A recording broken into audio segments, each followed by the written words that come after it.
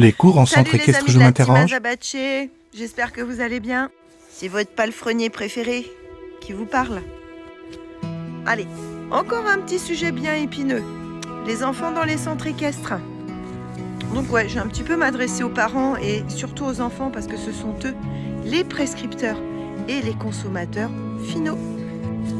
Je m'adresse aussi à l'enfant qui est à toi pour se rappeler ses petits souvenirs. Dis-moi, je serais curieuse de savoir quel a été ton premier coup de foudre au niveau du cheval. Qu'est-ce qui a fait que cet animal, tu as eu envie de le côtoyer? Allez, vas-y, je t'écoute. Mets-moi dans les commentaires. Je vais te parler de mon cas. Bien que je sois tombée dans la marmite quand j'étais petite, ma mère était éleveur de chevaux lusitaniens, mais c'est pas elle qui m'a donné vraiment ce déclenchement de l'amour du cheval. Je suis tombée sur des dessins à l'occasion de visites de musées, de potassage dans des bouquins. J'étais toute gamine. Je crois que c'est Ingres qui avait un trait de crayon au fusain et qui a représenté des tas de chevaux en croquis. Les croquis étaient magnifiques, il y avait des groupes très rondes, des chevaux dans des positions magnifiques. On voyait clairement que c'était des étalons ou des entiers. Ils étaient sublimés dans ces dessins. Surtout, ils étaient libres, il n'y avait pas d'humain à côté. Il n'y en avait certainement pas dessus.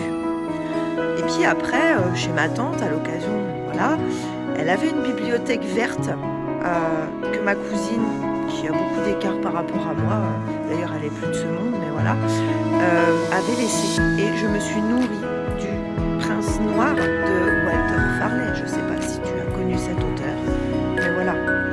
Le Black, apparemment, c'est revenu ensuite dans des séries. Est-ce que toi aussi, tu as connu ce genre de série où les jeunes maintenant ça va être Spirit, ça va être voilà, d'autres modèles, des chevaux qui sont libres, hein, on est d'accord. Et j'en reviens à mon prince noir puisque c'est pas anodin. Si aujourd'hui j'ai un minorquin, je pense qu'il doit y avoir le petit enfant intérieur qui a dû me réclamer son minorquin. Qu'est-ce qu'on a admiré? On a admiré la liberté de ce cheval, on a admiré sa désobéissance, on a aimé la relation unique qu'il a nourrie avec la personne qui a fini de le monter. On a détesté les fois où il se faisait taper dessus. On a détesté les moments où on l'a obligé à faire des courses. On a détesté les moments où les humains l'ont contraint.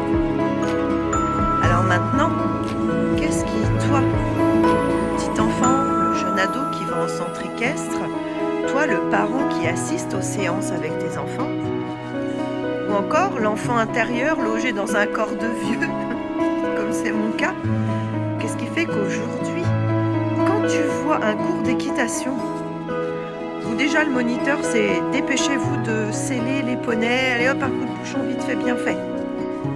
Qu'ensuite, pour le faire avancer, on te dit, faut donner des grands coups de talon dans les flancs. Si ça part pas, tu mets un coup de cravache. Que pour l'arrêter, on te dit, faut tirer sur la bouche. Faut tirer. À quel moment tu trouves ça normal? Qu'est-ce qui a switché dans ta tête du moment où tu as vu un cheval libre, rebelle, devenir avec une relation douce qui prend des lustres, parce qu'on n'a pas les nombres des années exacts, mais on voit bien que ça ne se fait pas en 5 minutes dans n'importe quel roman, ce qui est encore pire dans la réalité. Comment se fait-il que tu puisses admettre ça du jour au lendemain? De voir ton gamin tirer sur la bouche d'un cheval, lui taper dessus parce que le poney avance pas, porter des éperons de plus en plus énormes et donner des coups d'éperon de plus en plus fréquents, parce que oui, ces chevaux-là, à force, on dit qu'ils ont froid à la jambe, mais c'est pas ça du tout le problème. Les chevaux, ils sont blasés, c'est pas leur nature première. Après, ils tirent dans la bouche. Oui, forcément, ils n'ont plus de bouche. Pourquoi vous continuez à alimenter ce genre d'endroit? C'est pas parce qu'un poney est bien nourri qu'il est forcément à l'aise. Pourquoi toi, la petite ou le petit sur le poney, quand le moniteur il te dit faut le taper, tu vas le faire parce que les autres le font? Elle est où ta rébellion à ce moment-là? Est-ce que ton envie de faire du poney à tout prix est à ce prix? Tu peux pas te dire les adultes c'est pas normal ce qu'ils font, moi je veux pas continuer avec ça. Donc papa, maman, je veux pas aller dans ce poney club. Et les parents, pareil. Pourquoi vous réagissez pas quand vous voyez ça? Parce que s'il n'y a personne pour consommer, il n'y aura plus de centres équestres qui fonctionneront de cette façon-là. C'est logique, il n'y a que le pognon qui fait avancer ce genre de structure. Et il y en a énormément, énormément.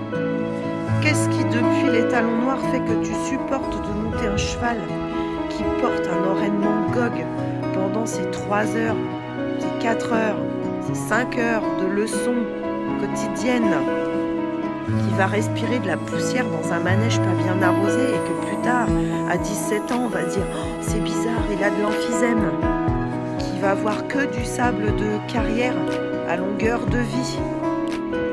Qu'est-ce qui fait que tu acceptes de rentrer dans ce moule alors qu'aujourd'hui, on sait très bien que c'est plus comme ça qu'il faut fonctionner? Qu'est-ce qui fait qu'à l'école, on t'apprend à pas taper tes copains, ni la maîtresse, en famille, tes frères, tes sœurs, tes parents, peu importe, et que tu acceptes de le faire sur un animal? Alors je vais revenir sur mon cas. Moi je suis souvent passée pour une espèce d'illuminée quand j'étais gamine, et j'en reviens à j'ai refusé de monter des chevaux jusqu'à mes 12 ans minimum. Ma mère me reprochait tout le temps d'être trop proche de mes chevaux, de passer trop de temps avec eux, que c'était pas mes copains. Et j'ai pas adhéré dans son sens. Et pourtant, je te jure que ma mère, franchement, elle était vraiment pas commode. Ceux qui ont des mères cavalières, vous savez de quoi je parle. Et pourtant, j'ai pas appris dans un centre équestre. J'ai pas appris non plus en tapant mes chevaux. Nous, c'était plutôt l'inverse. Tu vois, si j'avais le malheur de mettre un pain dans la bouche de mon cheval, je te garantis que la mère, elle me faisait descendre direct. C'était terminé. J'étais punie pendant au moins 15 jours d'équitation. Et je devais m'entraîner sur un tiroir, à jouer dans mes doigts, pour voir si j'étais assez délicate avec mes doigts. Depuis que je suis petite, on m'a appris à surveiller mon poids, à être souffleuse du bassin. On m'a appris à ce que tous les éléments fonctionnent indépendamment les uns des autres. Les mains, des pieds, etc., etc. Je suis pas une super cavalière. Bah tu sais quoi en fait? Je m'en fous. Parce que je suis une super palefrenière. Aujourd'hui, je suis une super maman de chevaux. Alors oui, mon étalon, il fait pas toujours ce que je veux. Ouais, c'est comme ça. Je renonce pas complètement à lui monter un jour sur le dos.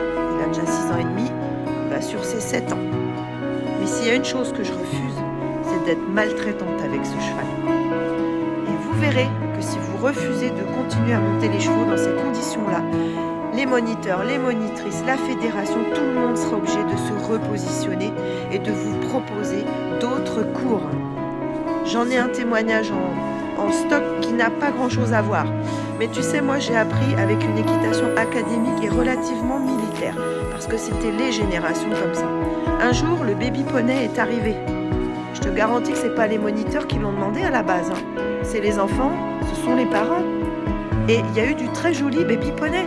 Il y a eu de très belles choses qui ont été faites. On a commencé à enlever les morts dans la bouche des poneys, on les a travaillés en licol, c'était basé sur du jeu, le cheval s'amusait autant que les gamins. Bon, puis comme on est des humains, bien sûr, il y a eu des dérives, ça, voilà. Mais comme quoi, si tu refuses ce type d'équitation où on te dit tire sur la bouche et tape sur les flancs ou prends ta cravache, eh ben, il arrivera un moment donné, elle n'existera plus et ça sera grâce à toi. Allez, moi je vais aller continuer mes box, je te fais un gros bisou, encore merci pour les abonnements, et puis n'hésite pas à partager tes idées en commentaire, dès que j'ai 5 minutes j'y réponds.